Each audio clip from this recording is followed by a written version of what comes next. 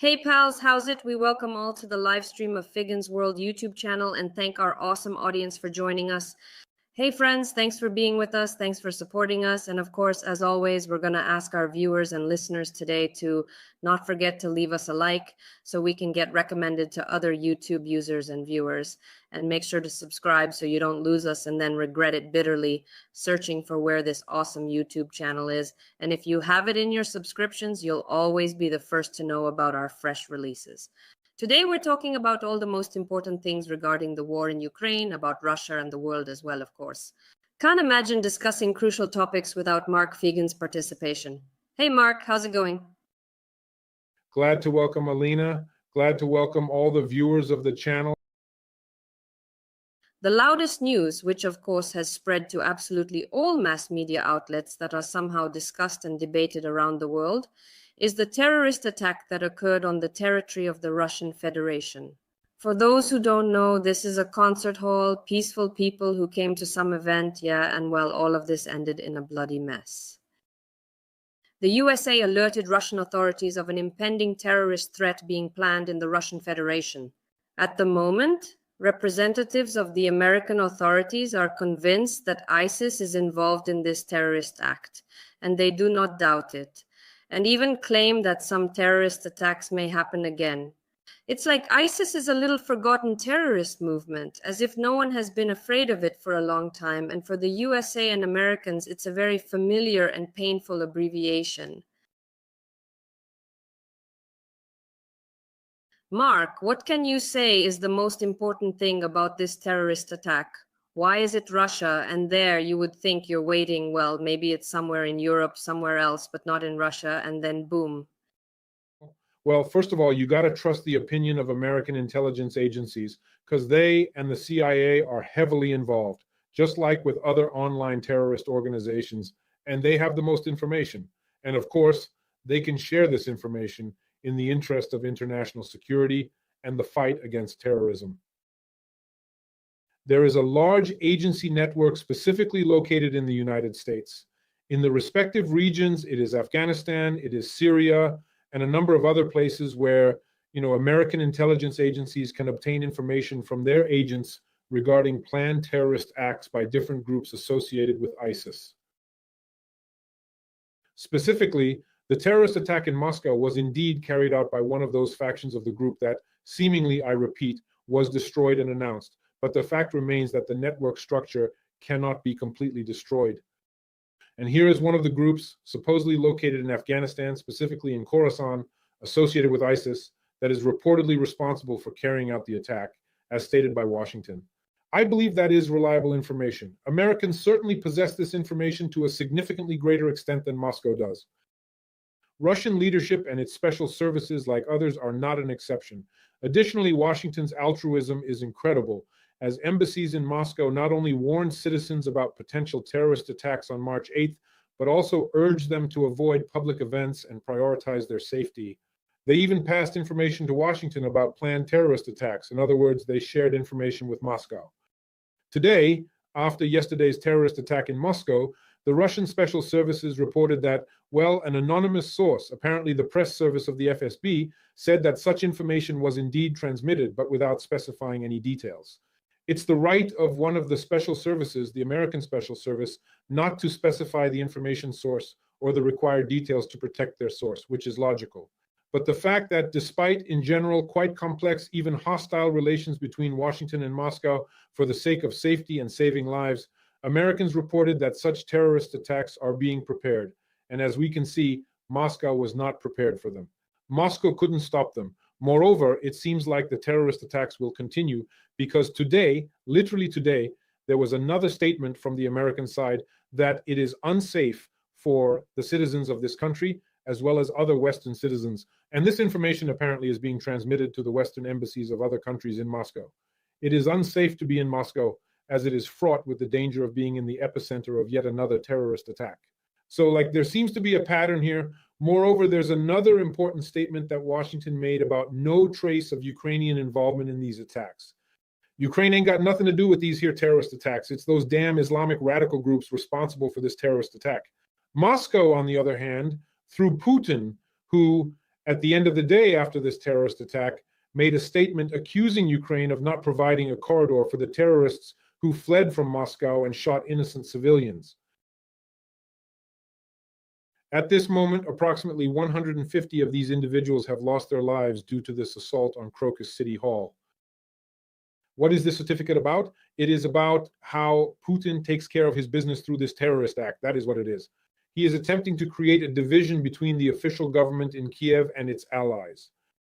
What is evident is carried out in order to weaken the support, and the support that is already weakening from the Western allies of Ukraine in the war with Moscow, the war with Russia.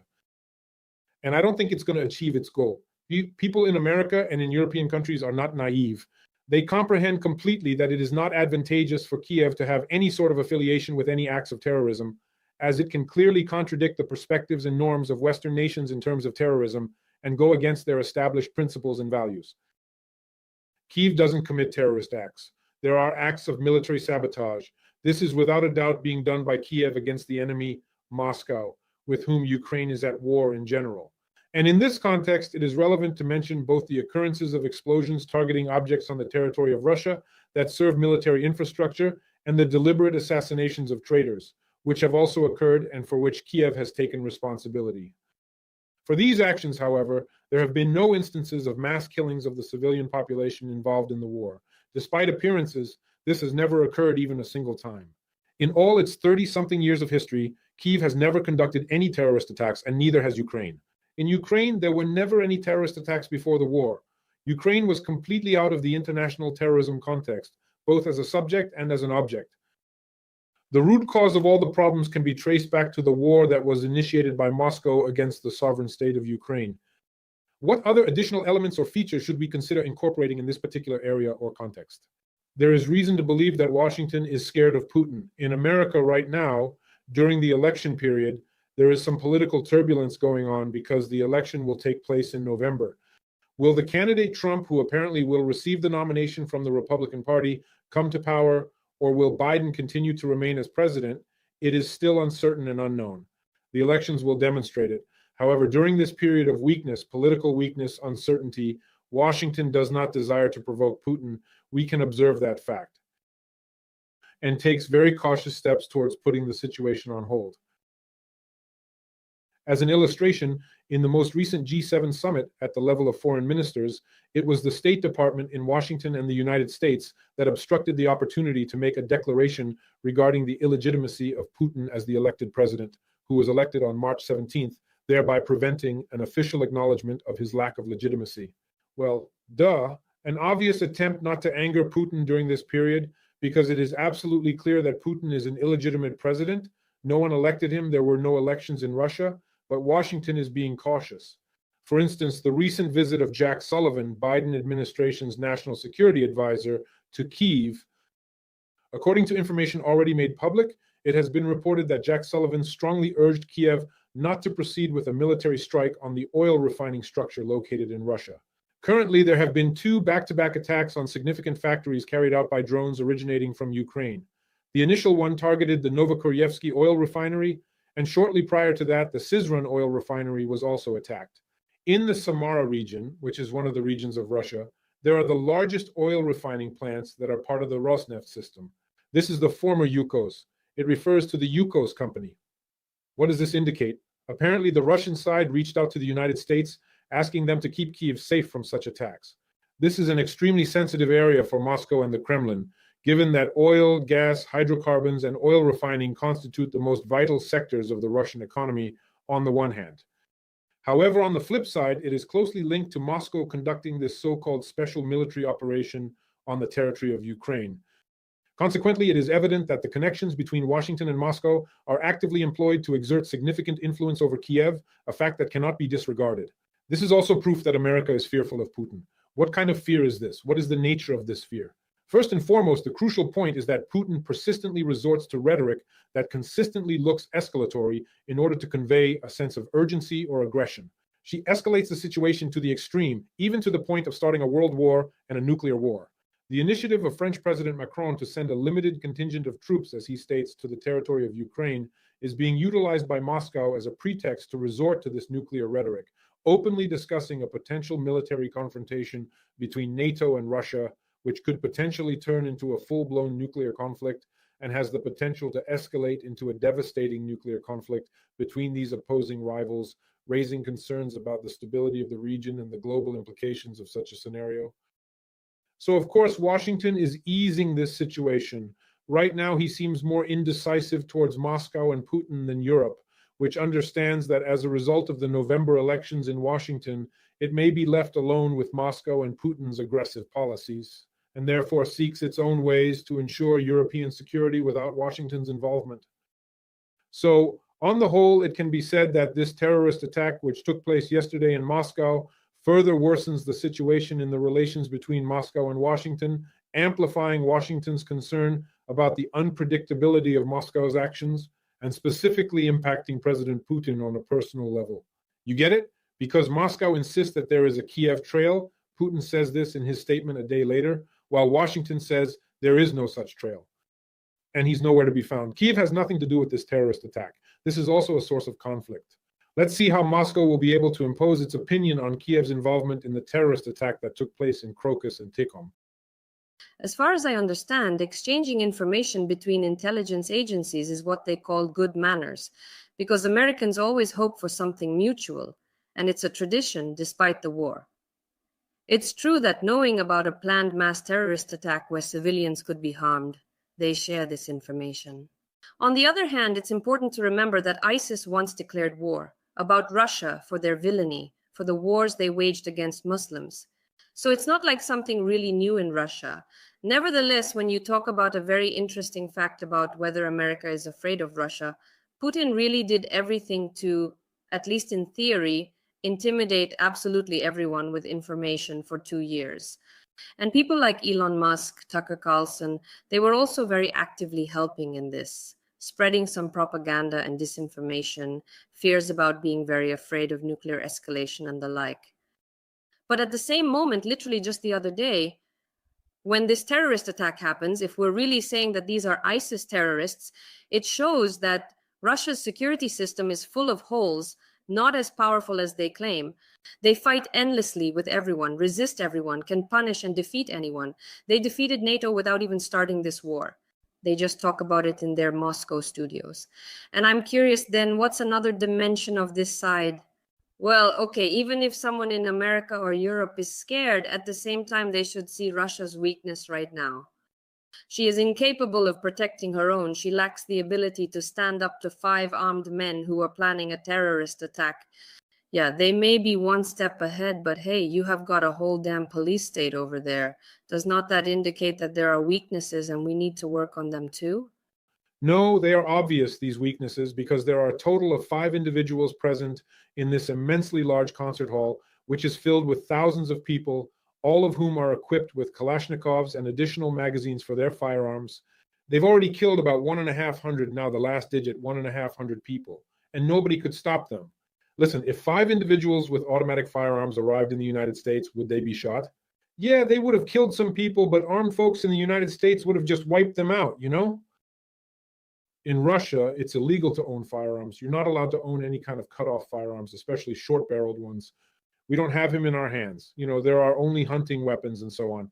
America is an armed country, meaning it's unthinkable for something like a mass shooting to happen, specifically in a concert hall with hundreds of people.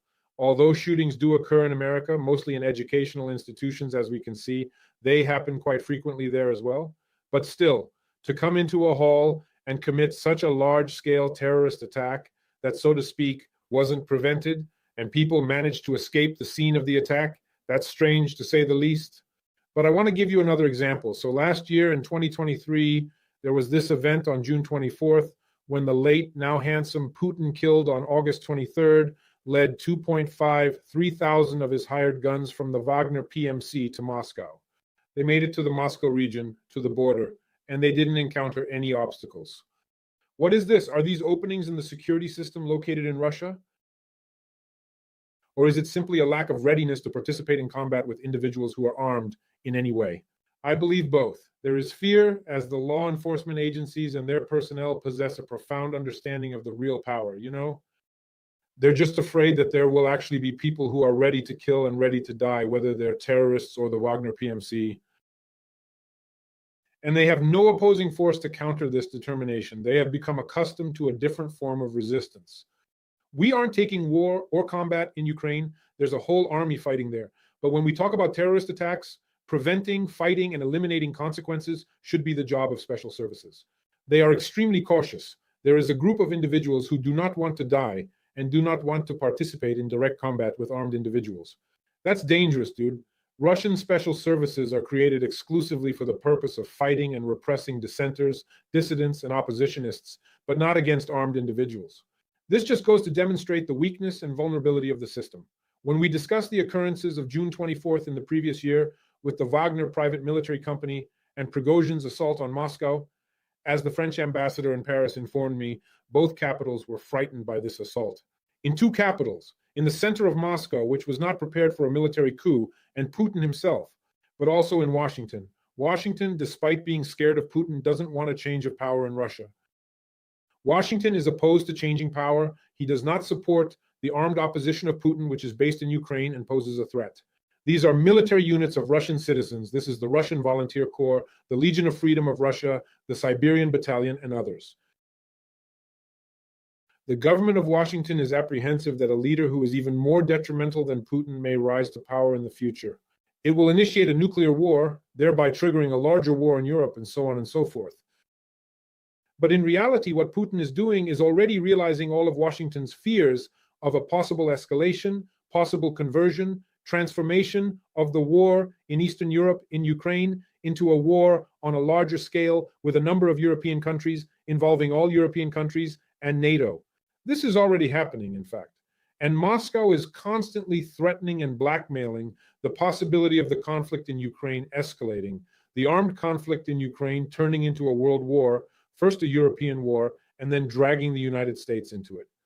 The United States, even more so than all other NATO allies, are trying to avoid any, and I mean any, confrontations with Moscow, with the armed forces of Russia on the territory of Ukraine or anywhere else. Lacking confidence in oneself to win a conflict is a major issue. The weakness of the West, specifically Washington, and their unwillingness to take active measures to counter the expansion of the war zone are the main problems. This expansion could potentially spread from Ukraine to the Baltic countries, Finland, Poland, Moldova, and various other countries in Eastern Europe, which further exacerbates the situation. We, got stuck between the world and war, between bravery and fear, because you say, yeah, about what is. There are, of course, capitals, countries where officials and politicians are extremely scared. By the way, this absolutely doesn't match the mood in Ukraine. I always say that we lost our fear 2 years ago, a little more. The worst of what could happen has already happened. At the same time, you remembered about Jack Sullivan, who actually visited Kiev this week, the advisor to the US president on national security. And there you see how in American politics, they also categorize all representatives of the White House into two camps. These are the peace doves, the so-called Jack Sullivan, and the hawks who, fight for democracy and goodness, like, for instance, pancakes. So when Jack Sullivan comes to visit us, Mark and I here in Kiev, we, of course, start to build a little conspiracy theory about what he brought us. To be wary, well, in general, it's different.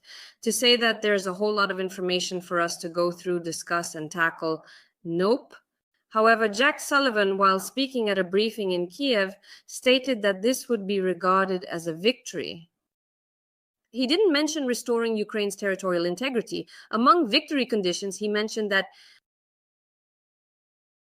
the country should remain sovereign, democratic, and free, but nothing is said about the restoration of our territories. However, in addition, specifically, we are aware that prior to this visit here in Kiev, there was also a congress or assembly of other national security advisors from many other countries around the world. So basically, Jack Sullivan didn't just come to us. Nevertheless, we cling to words, wanting them to speak straight up like we did back in '91. Here it's crucial what Jack Sullivan said. You got to know how to read between the lines. You know what's But of course, you got to know how to read between the lines, because it looks like Jack Sullivan's visit was all about trying to convince the Kiev leadership to engage in peaceful negotiations with Moscow.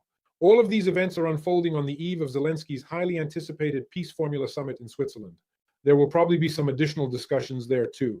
Possibilities of starting negotiations with Moscow, and I fully admit that it is not by chance that Sullivan does not mention that the future of Ukraine, sovereign, democratic, and otherwise, can be preserved as a condition for victory within the boundaries of the 91st year.